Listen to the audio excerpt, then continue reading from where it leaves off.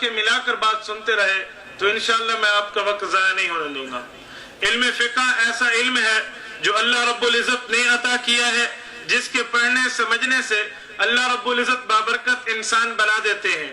میرے بھائیو، جب عوام میں علم فقہ کی بات کی جائے، علماء تو جانتے ہیں عوام کے سامنے یہ بات نائی ہوتی ہے کہ علم فقہ آج تک تو ہم نے سنا تھا قرآن مانو، ہم نے سنا تھا حدیث مانو۔ علم فقہ کیا ہے؟ میں تمہیدی طور پہ یہ بات کہہ دوں، قرآن اور حدیث سے علم فقہ جدا نہیں ہے، بلکہ قرآن اور حدیث سے نکل کے آیا ہے۔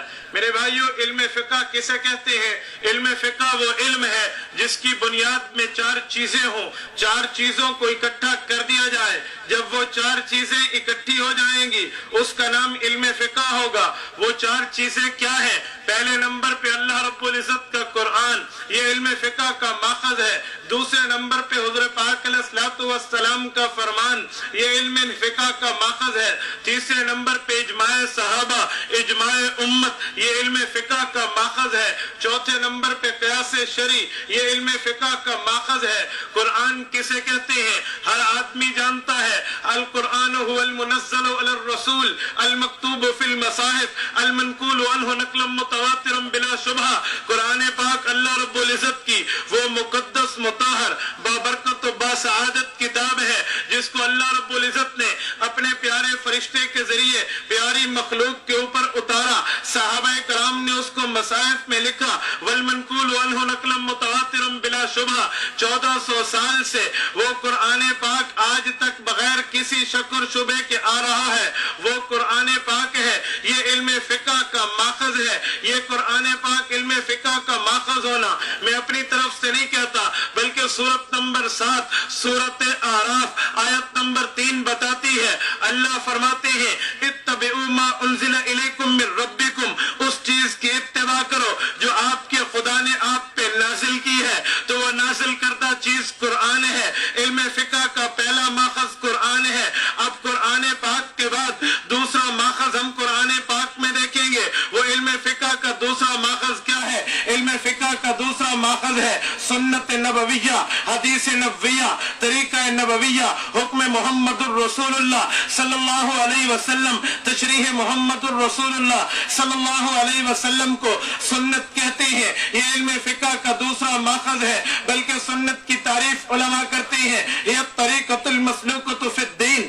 سنت ایسے طریقے کو کہتے ہیں جو امت میں رواج پکڑ جائے۔ اگر وہ اسلامی طریقہ امت میں رواج پکڑ جائے اسے سنت کہا جاتا ہے۔ یہ سنت بھی علم فقہ کا ماخذ ہے۔ میں اپنی طرف سے نہیں کہتا، بلکہ اللہ رب العزت کا قرآن سورت نحل سورت نمبر 16 آیت نمبر 44 بتاتی ہے، وَأَنزَلْنَا إِلَيْكَ الذِّكْرَ لِتُبَيِّنَ لِلنَّاسِ مَا نُزِّلَ إِلَيْهِمْ۔ اے اللہ کے محبوب محمد الرسول اللہ، قرآن آپ پر نازل ہوا ہے، اس کی تشریح بھی آپ نے کرنی ہے، حضور پاک علیہ الصلوۃ والسلام نے تشریح کرنی ہے۔ حضور کی تشریح کو سنت اور حدیث کہتے ہیں، بلکہ اس سے بڑھ کے کہو، سورت نمبر 93 سورت والضحیٰ آیت نمبر آخری بتاتی ہے، وَأَمَّا بِنِعْمَةِ رَبِّكَ فَحَدِّثْ۔ جیسے قرآن کی ویلیو ہے ویسے نبی علیہ الصلوۃ والسلام کی سنت کی ویلیو ہے۔ قرآن اس سے بڑھ کے کہتا ہے، وَالنَّجْمِ إِذَا هَوَىٰ مَا ضَلَّ صَاحِبُكُمْ وَمَا غَوَىٰ مَا يَنطِقُ عَنِ الْهَوَىٰ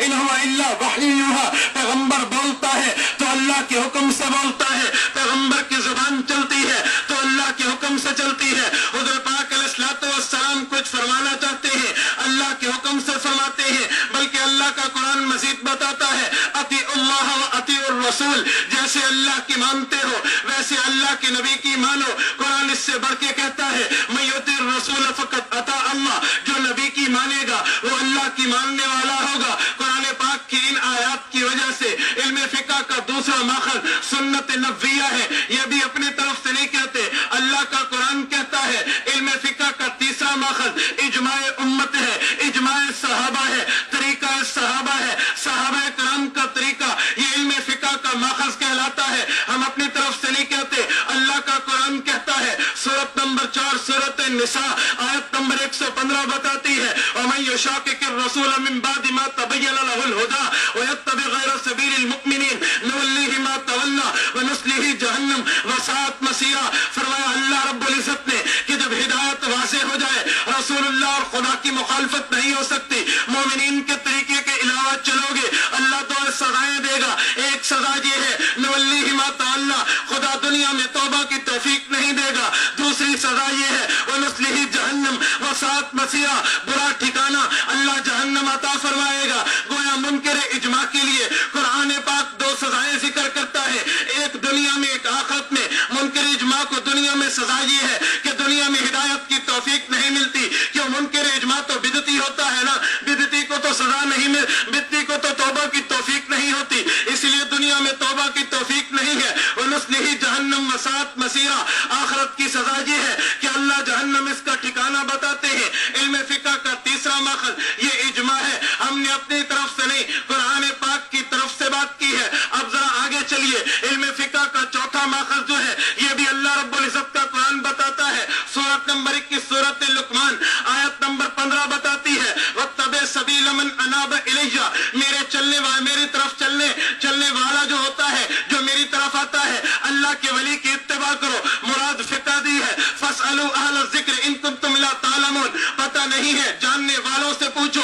مراد علم فقہ ہے وہ اولی الامر منکم، اگر پتہ نہیں ہے فقہاء سے پوچھو. مراد علم فقہ کا چوتھا ماخذ ہے. میرے بھائیوں میں اپنی بات کو پھر دوہراؤں کہ علم فقہ وہ علم ہے جس کے اندر چار چیزیں ہوتی ہیں. اللہ کا قرآن علم فقہ کا ماخذ ہے، اللہ کے نبی کی حدیث علم فقہ کا ماخذ ہے، حضرت پاک علیہ السلام کے صحابہ کا اجماع، امت کے مقتدر طبقے کا اجماع، یہ علم فقہ کا ماخذ ہے. اور قیاس شرعی مجتہد کا قیاس یہ علم فقہ کا ماخذ ہے. ہم اپنی طرف سے نہیں اللہ کے قرآن کی طرف سے کہتے ہیں. میرے بھائیوں یاد رکھنا علم فقہ کیا ہے. میں نے شروع میں عنوان باندھا تھا کہ لوگ کہتے ہیں ہم تو علم قرآن جانتے ہیں، لوگ کہتے ہیں ہم علم حدیث جانتے ہیں. یہ علم فقہ کیا چیز ہے؟ ہم نے تو سنا تھا قرآن مانو، ہم نے تو سنا تھا حدیث نبویہ مانو. یہ علم فقہ کو ماننا یہ تو تیسری چیز بن جاتی ہے. نہیں میرے بھائی، تجھے لوگ دھوکہ دینے کے لیے کہیں گے علم فقہ قرآن سے الگ ہے. نہیں،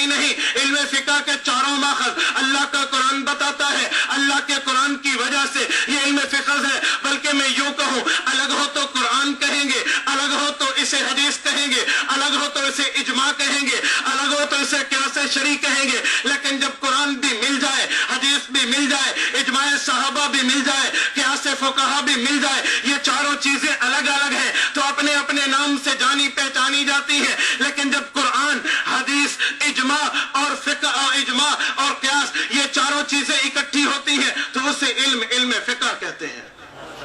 علم فقہ وہ چیز ہے جو قرآن، حدیث، اجماع اور قیاس شرعی کا مرکب ہے. میرے بھائیوں کیسے میں عوامی بات کرنے کے لیے کہوں، ہمارے استاد محترم متکلم اسلام فرماتے ہیں اکابر علماء دیوبند کا طرز یہ ہے کہ جب گفتگو علماء سے ہوتی ہے پھر بات دلیل سے کرتے ہیں، گفتگو عوام سے ہوتی ہے یا طلباء سے ہوتی ہے تو بات مثال سے کرتے ہیں. مثال دینا بھی اللہ رب العزت کے کلام سے ثابت ہے. مثلہم کمثل، اسی طرح اللہ رب العزت نے بہت سی مثالیں قرآن پاک میں دی ہے تو مثال دینا بھی قرآن پاک کی سنت ہے، قرآن پاک کا طریقہ ہے. میں مثال سے سمجھاتا ہوں. دنیا میں ہر جگہ چائے پی جاتی ہے لیکن چائے کوئی اکٹھی بنی ہوئی نہیں ملتی. چائے کو بنانے کے لیے مختلف اجزاء ہوتے ہیں. چائے کو بنانے کے لیے مختلف چیزوں کو مرکب، مختلف چیزوں کے علیحدہ کو مرکب بنایا جاتا ہے، اکٹھا کیا جاتا ہے. چائے میں دودھ بھی ہوتا ہے، چائے میں چینی بھی ہوتی ہے، چائے میں پتی بھی ہوتی ہے.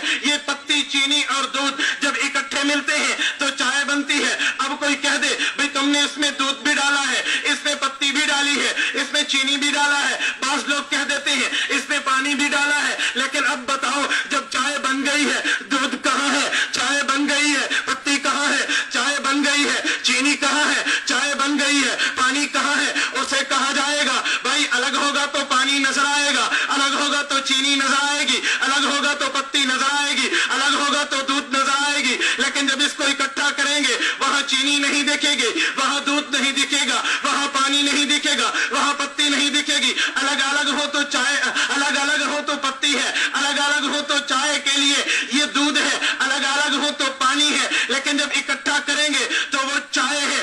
چائے کے اندر دودھ بھی ہے لیکن نظر نہیں آتا. چائے میں پتی بھی ہے، بظاہر نظر نہیں آتی. چائے میں چینی بھی ہے، بظاہر نظر نہیں آتی. چائے میں پانی بھی ہے، بظاہر نظر نہیں آتا. تو اسی طرح علم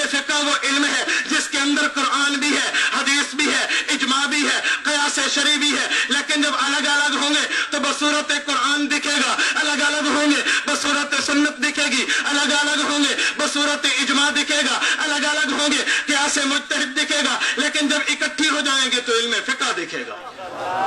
ये इल्म फिक़्ह इन चारों चीजों के मजमूए का नाम है। मेरे भाइयों याद रखना, ये इल्म फिक़्ह कोई अलग नहीं है, बल्कि जिन जिन मसाइल के अंदर कुरान इजमाल करता है, जिन जिन मसाइल के अंदर हदीस पाक इजमाल करती है, या कुरान इजमाल करे हदीस तफसील बता दे, हदीस इजमाल करे तो इल्म फिक़्ह उसकी तफसील बताती है। समझे? अब इल्म फिक़्ह कोई नई चीज नहीं है, बल्कि कुरान और हदीस का निचोड़ है। इल्म फिक़्ह कुरान और हदीस का मुरक्कब है, इल्म फिक़्ह कुरान और हदीस का मजमूआ है। मेरे भाइयों